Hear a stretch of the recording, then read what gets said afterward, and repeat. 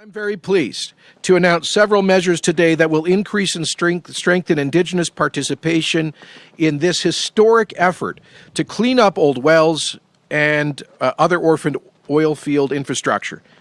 Our announcement today is at one of those well sites here on Enoch land. And the company that will do the cleanup is Backwoods Energy Services, an oil field service outfit owned by Alexis Nakota Sioux Nation. So thank you, Chief Alexis, for your vision and leadership in creating opportunity for your people. This is a great example of two First Nations working together to get their people employed on a project that creates jobs, benefits the local environment on First Nations land, and strengthens our environmental performance so we can attract future investment to create more jobs in oil and gas. It's a virtuous cycle. I love it. Now, the Backwoods Energy Services has been approved to clean up 56 sites here at Enoch, and another Indigenous-owned company, Western Petroleum Management, has also recently been approved to tackle a big amount of work. This is great news, but I assure you it is just the beginning.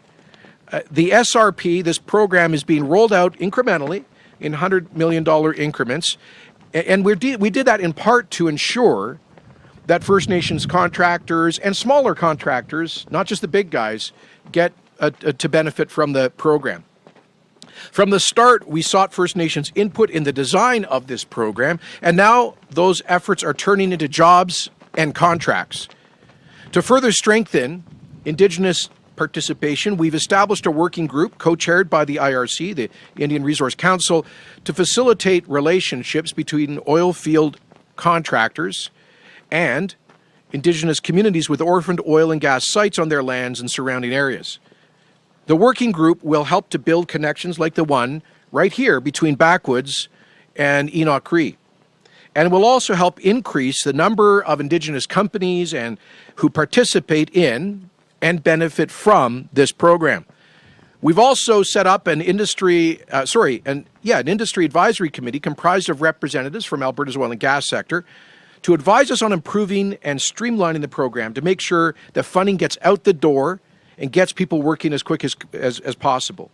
So Energy Minister Sonia Savage has appointed an Indigenous liaison to further boost First Nations participation in the program.